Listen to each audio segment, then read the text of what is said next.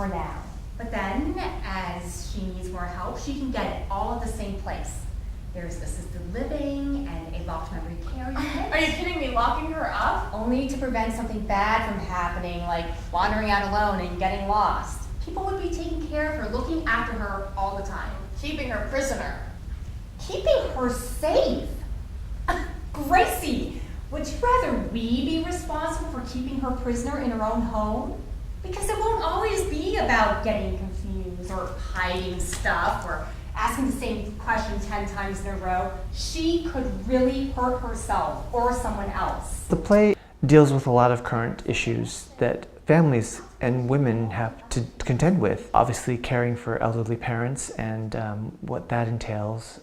In this particular play, it focuses a lot on Alzheimer's, or early onset Alzheimer's. Moving into an old folks' home.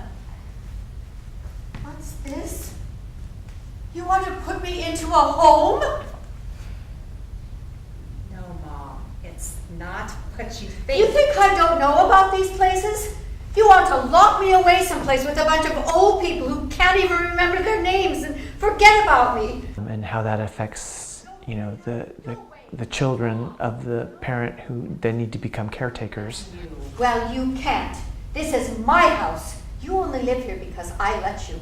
It's my name on the deed, mine and your father's, and I'm not going anywhere. Ha! You tell him, Nana. It also touches on women and what they have to face in terms of raising a family and holding down a job and having gender disparity in terms of getting ahead. I just want things to stay the same. I know.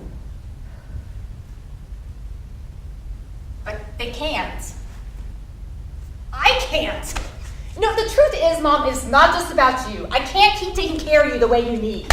Well, if I'm such a burden to you, you can move out. I'll take care of myself. I was interested in the three generations of women in this family and what the women in each of those different generations would be dealing with themselves, and then how that affects the others. It was sort of unavoidable to bring all of that stuff in because they all needed something that was important to them to kind of bring to the table. But now, circumstances have changed. Mom, can you just spit it out? They offered me a new position at work, a promotion. That's great! Congratulations! It's managing a whole new department. It's pretty exciting stuff, actually. I won't bore you with the sciencey details, but it's kind of my dream job. LGBTQ issues, because one of the characters is a lesbian and is not completely out with her parents yet. Oh, speaking of doctors, Barbara said to say hi. You could have brought her. Didn't you just get done lecturing me about keeping things routine? Bringing my girlfriend here is hardly status quo. Mom likes Barbara. Mom thinks Barbara's my roommate. And whose doing is that? Well, she's on call anyway today, so I just didn't want to spend Mother's Day having to explain to Mom for the 1000th time where my husband is.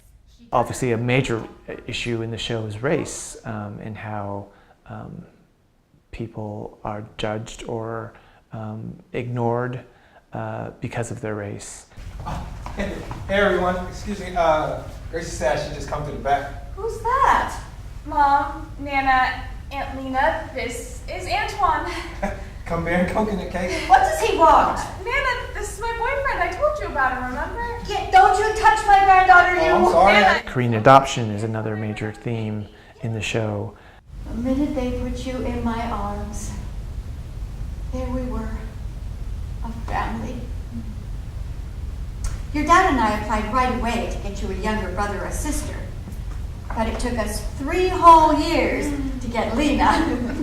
Oh, I was worth it, wasn't I? Of course you were. So you're not biological?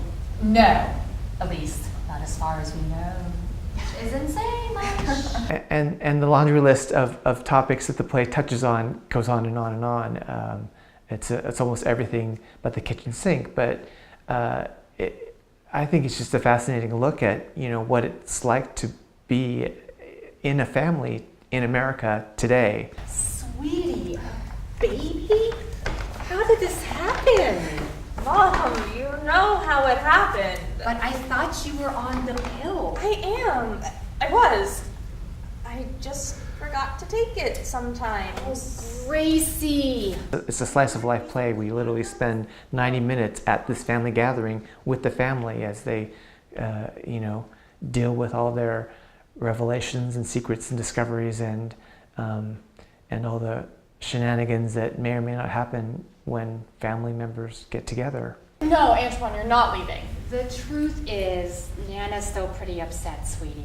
I think we've thrown a lot at her for one afternoon. And you know how much worse she gets later in the day. Sundowning. My granddad had Alzheimer's. Oh, sorry. So then you know what it's like? Unfortunately, I do. Well,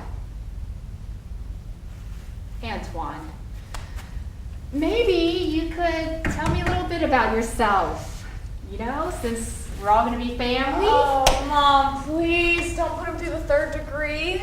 There's something in there for everybody to connect to and to think about, and not just to think about from their own point of view, but hopefully to also then think about what it would be like from somebody else's point of view, so that people have a chance to not just see themselves reflected on stage, but to consider what someone else's perspective might be that's different from their own. And then hopefully that gives everybody something to talk about after the show. I thought it'd be cool to save it for a Mother's Day surprise. Really? Surprise! And you didn't think maybe you should warn me before I just show up here? Like, hey everybody, random black dude carrying the coconut cake. Knocked up the precious little girl. Antoine. That's a lot for anybody to take in at one time. Each of the characters has one or two or more secrets that kind of become revealed throughout the course of the play, and without revealing any of them, I think that no matter who you are, you're going to take away something from the show. Coconut cake has always been my favorite. Is everybody ready for a slice?